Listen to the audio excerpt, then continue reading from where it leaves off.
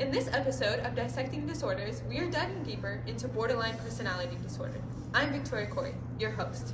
I am Michael Lazaro, a mental health professional. Before we begin with the episode, we must warn you that viewer discretion is advised. This episode contains content related to suicide, self-harm, depression, and anxiety. Today, we are looking into borderline personality disorder. According to the National Institute of Mental Health, borderline personality disorder is a mental illness that severely impacts a person's ability to regulate their emotions. The history of BPD has not always been clear. The term borderline personality was proposed in the United States by Adolf Stern in 1938. Stern described a group of patients who fit frankly neither in the psychotic nor the psychoneurotic group and introduced the term borderline to describe what he observed because it bordered other conditions. BPD is not an easy disorder to diagnose, so to get a better understanding, we took a look at the life of David. At the age of 16, David was diagnosed with BPD. His mother offered to sit down with us, allowing us to examine the effects the disorder had on his family and his family's everyday life. Good morning, Miss Brown. Thank you for being here today.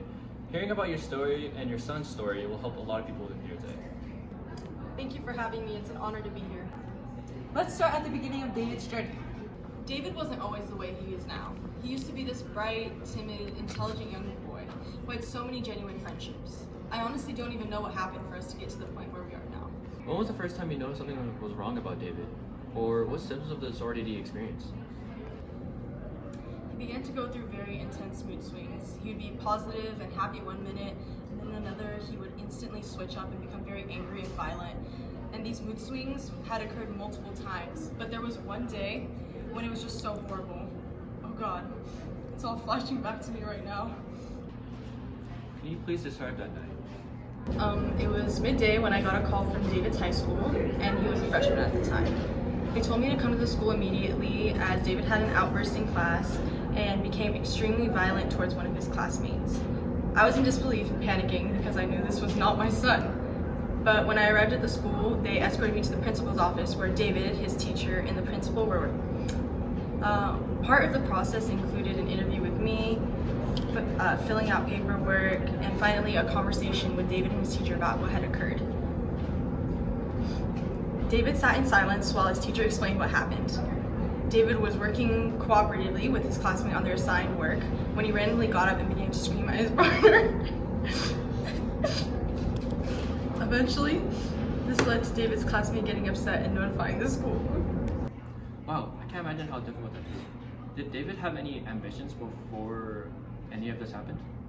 My son used to be very ambitious. He was very into engineering and he had goals to go to college and to pursue that. But I noticed slowly that his identity was changing. He became very unstable, and I would often get calls about him having emotional breakdowns in school as well. He no longer had a passion for what he loved before, and even in his effort in his relationships was changing. Tell us more about his relationships and the changes you saw. My son would show less effort in his relationships, and I saw that he stopped hanging out with his friends and family, and he would go to his room a lot and spend more time in his room than with us. And I would notice really small things with him and his girlfriend, as she would spend a lot of time at our house. And one day I asked why she hadn't been to our house in a while and how she was doing, and he told me that they had broken up and he didn't want to talk about it. And no matter how much I asked, he would tell me to just let it go. So that's what I did. So he experienced many symptoms. What do you think made him act this way? Are there any details from his childhood that could affect that?